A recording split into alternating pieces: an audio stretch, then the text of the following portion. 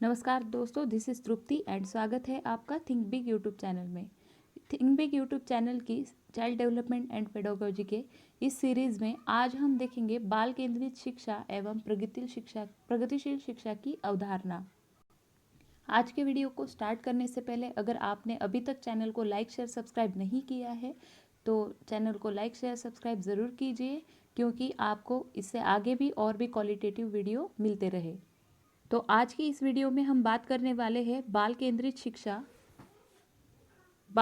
शिक्षा की विशेष प्रगतिशील शिक्षा एवं शिक्षा के प्रगतिशील शिक्षा के विकास में योगदान करने वाले मनोवैज्ञानिक सिद्धांत।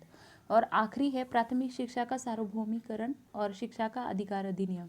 ये जो दोनों पॉइंट्स हैं इनको हम एक स्पेशल वीडियो बनाकर देखेंगे, क्योंकि ये टॉपिक्स परीक्षा की दृष्टि से बहुत ही महत्वपूर्ण है और वो एक वीडियो में कवर करना इम्पॉसिबल है। इसीलिए उसके लिए अगला वीडियो के आने का आपको वेट करना होगा। तो चलिए स्टार्ट करते हैं आज का टॉपिक। तो दोस्तों, सबसे पहले बाल केंद्रित शिक्षा क्या है, चाइल्ड सेंटर्ड एजुकेशन, ये टर्म जानना बहुत ही ज़रूरी है। जैसे कि प्राचीन काल में शिक्षा का उद्देश्य बालकों के मस्तिष्क में मात्र कुछ जानकारियां भरना होता था, किंतु आधुनिक शिक्षा शास्त्र में बालकों के सर्वांगीण विकास पर जोर दिया जाता है, जिसके लिए बाल मनोविज्ञान की भूमिका सर्वाधिक महत्वपूर्ण होती है। जैसे अभी के समय में, वर्तमान समय में बालकों के सर्वांगीण विकास के महत्व को समझते हुए शिक्षकों के लिए बाल मनोविज्ञान की जानकारी होना आवश्यक है। जैसे सर्वांगीण विकास मतलब कि उसमें शारीरिक, मानसिक सभी प्रकार के विकास जो है अंतर्भूत है। और इस जानकारी के अभाव में अगर ये जानकारी शिक्षक के पास नहीं है तो शिक्षक ना ही शिक्षा को वो अधिकाधिक आकर्षक और सुगम बना सकता है और ना ही बालकों की विभिन्न प्रकार की समस्याओं का समाधान कर सकता है। और इस प्रकार बालकों के मनोविज्ञान को समझते हुए उनके लिए शिक्षा की व्यवस्था करने की जो आधुनिक शिक्षा प्रणाली है उसी को बाल केंद्रित शिक्षा कहलाती है। उसी को हम क्या कह सकते हैं, बाल केंद्रित शिक्षा, चाइल्ड सेंटर्ड एजुकेशन। भारतीय जो शिक्षाविद है गिजुभाई की बाल केंद्रित शिक्षा के क्षेत्र में विशेष एवं उल्लेखनीय भूमिका रही है। दोस्तों, ये नाम आपको ध्यान में रखना है, गिजुभाई, जिन्होंने बाल केंद्रित शिक्षा के क्षेत्र में विशेष एवं उल्लेखनीय काम किया है। बाल केंद्रित शिक्षा के बारे में समझाने एवं इसे क्रियान्वित रूप देने के लिए उन्होंने इसे संबंधित कई प्रकार की पुस्तकों की रचना की तथा कुछ पत्रिकाओं का भी प्रकाशन किया। उनका साहित्य बाल मनोविज्ञान, शिक्षा शास्त्र एवं किशोर साहित्य से संबंधित है। आज की जो शिक्षा पद्धति है वो बाल केंद्रित है। इसमें प्रत्येक बालक की ओर अलग से ध्यान दिया जाता है। पिछड़े हुए, मंदबुद्धि तथा प्रतिभाशाली बालकों के लिए शिक्षा का विशेष पाठ्यक्रम देने का प्रयास भी किया जाता है। व्यवहारिक मनोविज्ञान ने व्यक्तियों की परस्पर विभिन्नताओं पर प्रकाश डाला है, जिससे यह संभव हो सका है कि शिक्षक हर एक विद्यार्थी की विशेषताओं पर ध्यान दे और उसके लिए प्रबंध करे।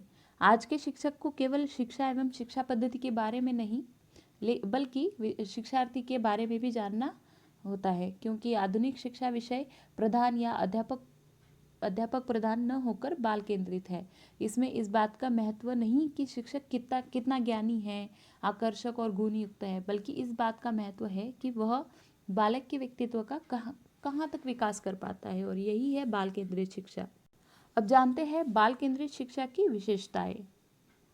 सबसे पहली विशेषता है बालकों को समझना।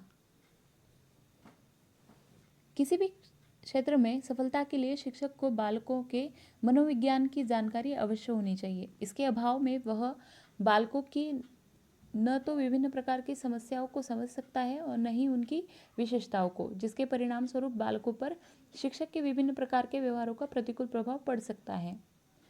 बालक जो कुछ सीखता है उससे उसकी आवश्यकताओं का बड़ा निकट संबंध है।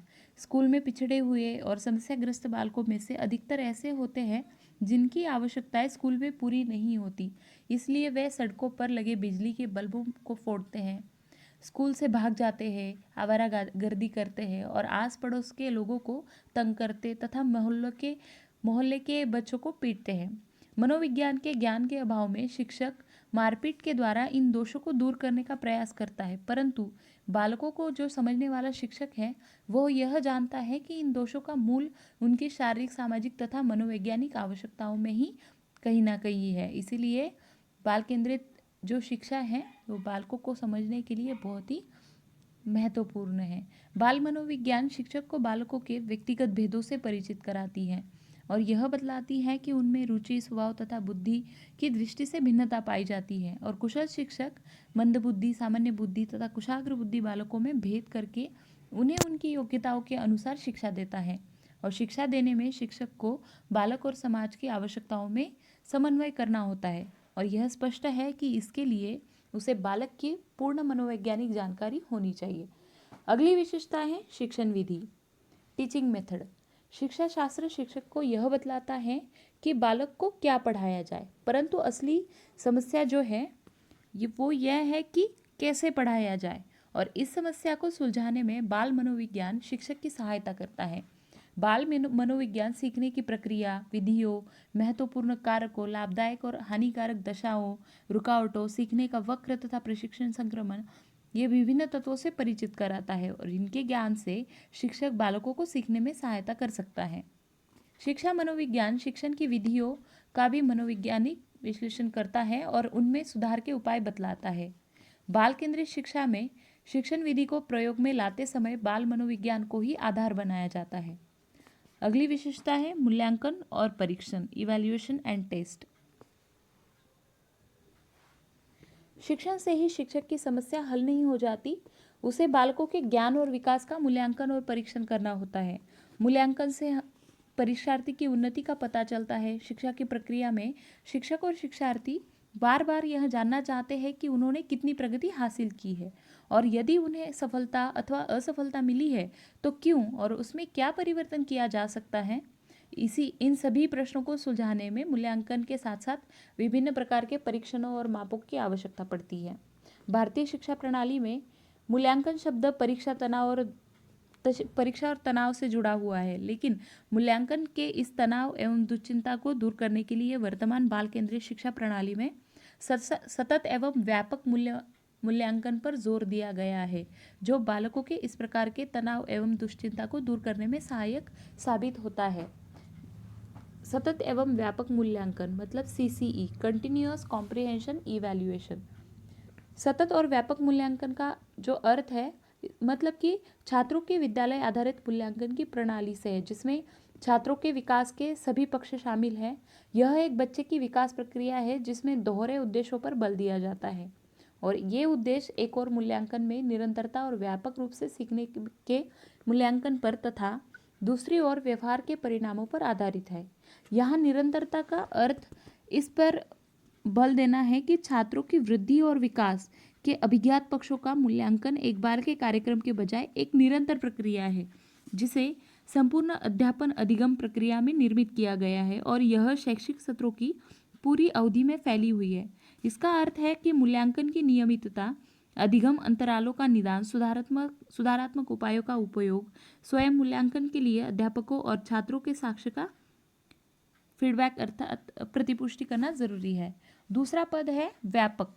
व्यापक मतलब कि क्या कि शैक्षिक और सह शैक्षिक पक्षों को शामिल करते हुए छात्रों की वृद्धि और विकास को परखने की योजना। क्षमताएं, मनोवृत्तियों और सोच अपने आप को लिखित शब्दों के अलावा अन्य रूपों में प्रकट करती है, इसलिए यह पद अनेक साधनों और तकनीकों के अनुप्रयोग संदर्भित करता है। यह सीखने के क्षेत्रों में छात्र के विकास के मूल्यांकन पर लक्षित है, जैसे ज्ञान, समझ, व्याख्या, अनुप्रयोग, विश्लेषण, मूल्यांकन एवं सृजनात्मकता। अगली विशेषता है पाठ्यक्रम, सिलेबस। समाज और व्यक्ति की आवश्यकताओं को पूरा करने के लिए स्कूल के पाठ्यक्रम का विकास व्यक्तिगत विभिन्नताओं, प्रेरणाओं, मूल्यों एवं सीखने के सिद्धांतों के मनोवैज्ञानिक ज्ञान के आधार पर किया जाना चाहिए। पाठ्यक्रम बनाने में शिक्षक यह ध्यान रखता है कि शिक्षार्थी की और समाज की क्या आवश्यकता है और सीखने की कौन सी क्रियाओं से ये आवश्यकताएं सर्वोत्तम रूप से पूर्ण हो सकती हैं। भिन्न भिन्न परिस्थितियों में तथा विभिन्न स्तरों पर कुछ सीखने की क्रियाएं वांछनीय हो सकती है और कुछ अवांछनीय। यह निश्चित करने में शिक्षक को विकास की विभिन्न स्थितियों का मनोवैज्ञानिक ज्ञान होना चाहिए। इस तरह बाल केंद्रित शिक्षा में इस बात पर जोर दिया जाता है कि क्रियात्मक होने के लिए प्रत्येक पाठ्यक्रम एक समुचित मनोवैज्ञानिक आधार पर स्थापित हो। अगली विशेषता है व्यवस्थापन एवं सुशासन, मैनेजमेंट एंड डिसिप्लिन। बाल केंद्रित शिक्षा के अंतर्गत कक्षा व विद्यालय में अनुशासन और व्यवस्था बनाए रखने के लिए बाल मनोविज्ञान का सहारा लिया जाता है। जैसे कि कभी कभी कुछ शरारती बालकों में अच्छे समायोजक के लक्षण दिखाई देते हैं और ऐसी परिस्थिति में शिक्षकों को उन्हें दबाने के स्थान पर प्रोत्साहित करने के बारे में सोचना पड़ता है। बाल मनोविज्ञान ही शिक्षक को बतलाता है कि एक ही व्यवहार भिन्न भिन्न व्यक्तियों में भिन्न भिन्न प्रेरणाओं के कारण हो सकता है। शिक्षक को उनके असली प्रेरक कारणों का पता लगाकर उनके अनुकूल व्यवहार करना होता है। अगला है प्रयोग एवं अनुसंधान, प्रैक्टिकल एंड रिसर्च। बाल केंद्रित शिक्षा में बालकों को प्रयोग एवं अनुसंधान की ओर उन्मुख करने के लिए भी बाल मनोविज्ञान का सहारा लिया जाता है। नई नई परिस्थितियों में नई नई समस्याओं को सुलझाने के लिए शिक्षक को स्वयं प्रयोग करते रहना चाहिए और उससे निकले निष्कर्षों का उपयोग करना चाहिए। मनोविज्ञान के क्षेत्र में होने वाले नए नए अनुसंधानों से जो नए नए तथ्य प्रकाश में आते हैं उनकी जांच करने के लिए भी शिक्षक को प्रयोग करने की आवश्यकता है। और आखिरी है कक्षा में समस्याओं का निदान और निराकरण। बाल केंद्रित शिक्षा के अंतर्गत कक्षा की विभिन्न प्रकार की समस्याओं को पहचानने एवं उनका निराकरण करने के लिए भी बाल मनोविज्ञान का ही सहारा लिया जाता है। इसी कड़ी में अगली महत्वपूर्ण टर्म है प्रगतिशील शिक्षा, प्रोग्रेसिव एजुकेशन। प्रगतिशील शिक्षा पारंपरिक शिक्षा की प्रतिक्रिया का परिणाम है। प्रगतिशील शिक्षा की अवधारणा के विकास में संयुक्त राज्य अमेरिका के एक जो मनोवैज्ञानिक है जॉन डीवी का विशेष योगदान है। जॉन डीवी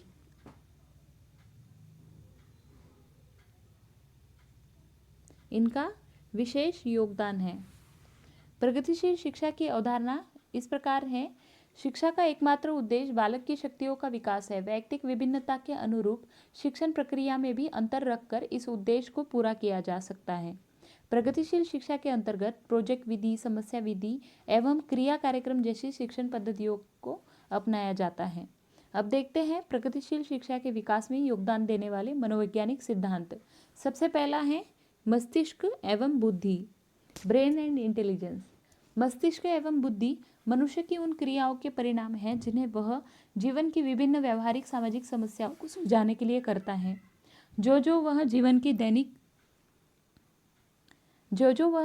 दैनिक क्रियाओं को करने में मानसिक शक्तियों का प्रयोग करता जाता है तो उसका विकास भी होता जाता है।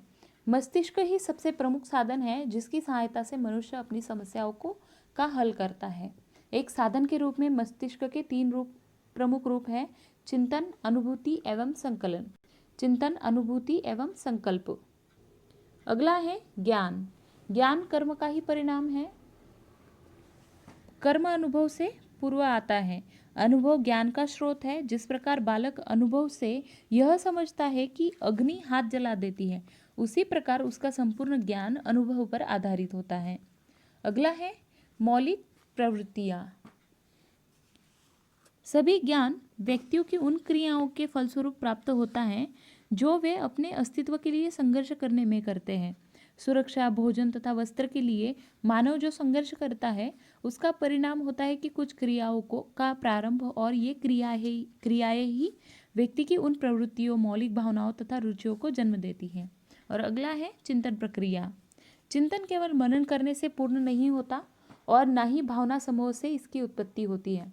चिंतन का कुछ कारण होता है। किसी हेतु के आधार पर मनुष्य सोचना प्रारंभ करता है। यदि मनुष्य की क्रिया सरलतापूर्वक चलती रहती है तो उसे सोचने की आवश्यकता ही नहीं पड़ती, किंतु जब उसकी प्रगति में बाधा पड़ती है तो वह सोचने के लिए बाध्य हो जाता है। मनोविज्ञान के उपरोक्त सिद्धांतों एवं अवधारणाओं के आधार पर प्रगतिशील शिक्षा की नींव रखी गई है, जिसमें इस बात पर जोर दिया गया है कि बालक को जो शिक्षा दी जाए वह मानसिक क्रियाओं की विभिन्न दशाओं के अनुसार हो। अब आगे देखते हैं प्रगतिशील शिक्षा का महत्व। जैसा कि अभी मैंने कहा कि प्रगतिशील शिक्षा का एकमात्र उद्देश्य बालक की शक्तियों का विकास होता है, इसलिए उसके अंतर्गत इसी बात पर जोर दिया जाता है कि बालक में विभिन्न शक्तियों का विकास किस प्रकार से होगा। इसके लिए कोई सामान्य सिद्धांत निश्चित नहीं किया जा सकता। इसका कारण यह है कि भिन्न भिन्न रुचियों और योग्यताओं के बालकों में विकास भिन्न भिन्न प्रकार से होता है। इसलिए अध्यापक को बालक की योग्यताओं पर दृष्टि रखते हुए उसे निर्देशन देना चाहिए। प्रगतिशील शिक्षा यह बताती है कि शिक्षा बालक के लिए है और बालक शिक्षा के लिए नहीं। प्रगतिशील शिक्षा यह बताती है कि शिक्षा जो है वो बालक के लिए है, बालक शिक्षा के लिए नहीं, और इसीलिए शिक्षा का उद्देश्य ऐसा वातावरण तैयार करना होना चाहिए जिसमें प्रत्येक बालक को सामाजिक विकास का पर्याप्त अवसर मिले। प्रगतिशील शिक्षा का उद्देश्य जनतंत्रीय मूल्यों की स्थापना है। यह हमें बताता है कि बालक में जनतंत्रीय मूल्यों का विकास किया जाना चाहिए और शिक्षा के द्वारा हम ऐसे समाज का निर्माण करना चाहते हैं जिसमें व्यक्ति व्यक्ति में कोई भेद ना हो, सभी पूर्ण स्वतंत्रता और सहयोग से काम करें, प्रत्येक मनुष्य को अपनी स्वाभाविक प्रवृत्तियों, इच्छाओं और आकांक्षाओं के अनुसार विकसित होने का अवसर मिले, सभी को समान अधिकार दिए जाएं। ऐसा समाज तभी बन सकता है जब व्यक्ति और समाज के हित में कोई मौलिक अंतर न माना जाए। शिक्षा के द्वारा मनुष्य में परस्पर सहयोग और सामंजस्य की स्थापना होनी चाहिए और इस तरह प्रगतिशील शिक्षा का उद्देश्य बालक के व्यक्तित्व का विकास करना और शिक्षा द्वारा जनतंत्र को स्थापित करना होता है। डीवी के शिक्षा पद्धति संबंधी इन विचारों के आधार पर ही चलकर आगे प्रोजेक्ट प्रणाली का जन्म हुआ, जिसके अनुसार बालक को ऐसे काम दिए जाने चाहिए जिनसे उसमें स्फूर्ति, आत्मविश्वास, आत्मनिर्भरता और मौलिकता का विकास हो सके। दोस्तों, ये चैप्टर बहुत ही लंबा है, प्रगतिशील शिक्षा, और उतना ही महत्वपूर्ण है और इसके डिटेल नोट्स मैं टेलीग्राम के चैनल पर ज़रूर दूंगी। अगर आपने अभी तक वो चैनल ज्वाइन नहीं किया है तो डिस्क्रिप्शन बॉक्स में उसका लिंक मैंने दिया हुआ है, आप उस पर जाके क्लिक कर लीजिए, आपको डिटेल नोट्स भी डेली मिलते रहेंगे। प्रगतिशील शिक्षा के सिद्धांतों के अनुरूप ही आजकल शिक्षा को अनिवार्य और सार्वभौमिक बनाने पर जोर दिया जाता है।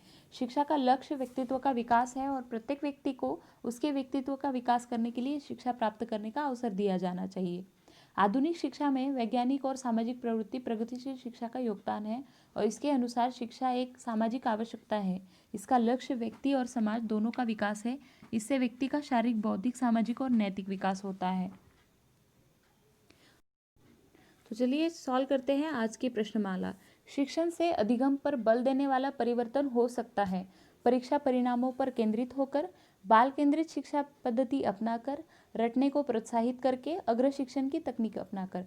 तो इसका सही उत्तर है बाल केंद्रित शिक्षा पद्धति अपनाकर, क्योंकि हमने अभी देखा कि शिक्षा, प्रगतिशील शिक्षा यह बताती है कि शिक्षा बालक के लिए है, बालक शिक्षा के लिए नहीं है। तो बाल केंद्रित शिक्षा पद्धति अपनाकर शिक्षण से अधिगम पर बल देने वाला परिवर्तन हो सकता है। अगला प्रश्न है, एक बाल केंद्रित कक्षा में बच्चे सामान्यतः सीखते हैं वैयक्तिक और सामूहिक दोनों रूपों में, मुख्य रूप से शिक्षक से, वैयक्तिक रूप से समूहों में। तो इसका सही उत्तर है वैयक्तिक और सामूहिक दोनों रूपों में। अगला प्रश्न है, प्राथमिक स्तर पर एक शिक्षक में निम्न में से किसे सबसे महत्वपूर्ण मानना चाहिए? पढ़ाने की उत्सुकता, धैर्य और दृढ़ता, शिक्षण पद्धतियों और विषयों के ज्ञान में दक्षता, अति मानक भाषा में पढ़ाने में दक्षता।